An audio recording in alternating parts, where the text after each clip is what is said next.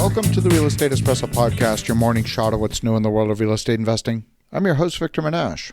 On today's show, we're talking about why the math of home affordability is broken. The critics of home affordability put the blame at the feet of developers and home builders for not building affordable homes. But the price of homes in the resale market is set entirely by market forces. This is a function of the laws of supply and demand combined with the ability to pay. The simplest evidence of that is the fact that many homes were selling above asking price over the last 5 years. In fact, even through 2022, almost 28% of homes sold above asking price, and there's nothing forcing a buyer to offer above asking price for a home. Who's to say that homes should cost less when clearly buyers are willing to pay more? The value of any asset is always viewed through the eyes of the buyer and what they're able and willing to pay. When compared with a year ago, the share of first-time homebuyers dropped to a record low, while the age of the typical first-time homebuyer also increased to an all-time high. That is concerning from a social perspective. First-time buyers made up only 26% of all buyers, down from 34% in 2021, and a peak of 50% in 2010.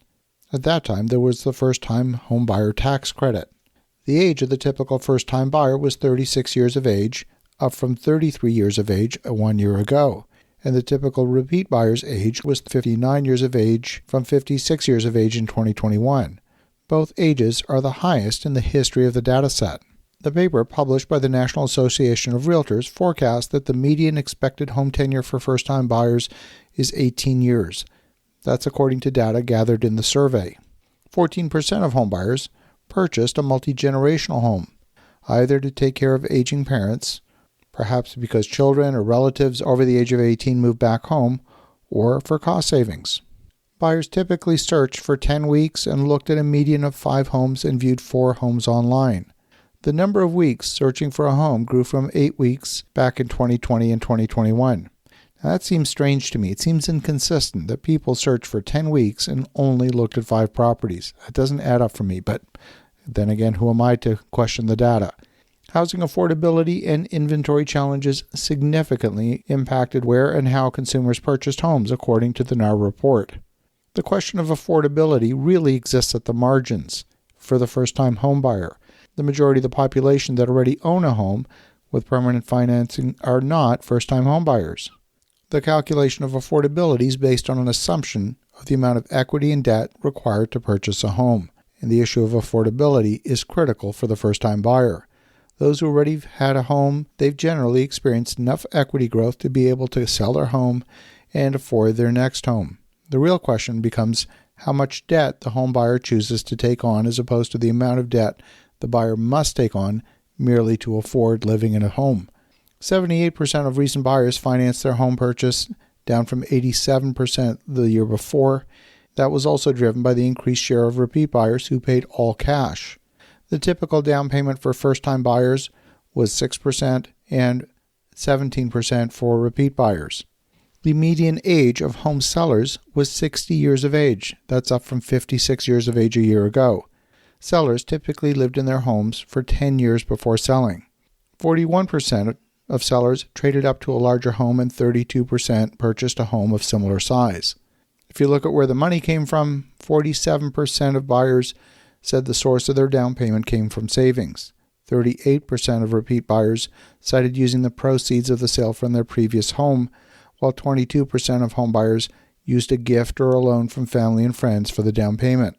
So the largest drop in home buying seems to be confined to first-time buyers who are clearly facing much higher financing costs, which when combined with the higher price of homes since 2020 has pushed homeownership that much further out of reach.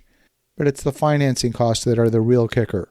Mortgage payments increased from an average of $1,925 for a median-priced new home in 2022 to $2,923 on that exact same house at this time in 2023. That's a 51% increase. About 45 million households would have been able to qualify for a mortgage to purchase a home at the beginning of 2022 before mortgage rates increased. 12 months ago, in May of 2022, an additional 5 million households were priced out of the market, and when mortgage rates jumped to 7% in October, only 20% of households could afford a median-priced new home if they were first-time buyers. That means about 18 million homes were priced out of the market from the start of 2022 until October. Now, construction prices have fallen over the past year as lumber prices have come down. Many builders I speak with are currently building at $120 a square foot in many markets across the U.S. That's down significantly.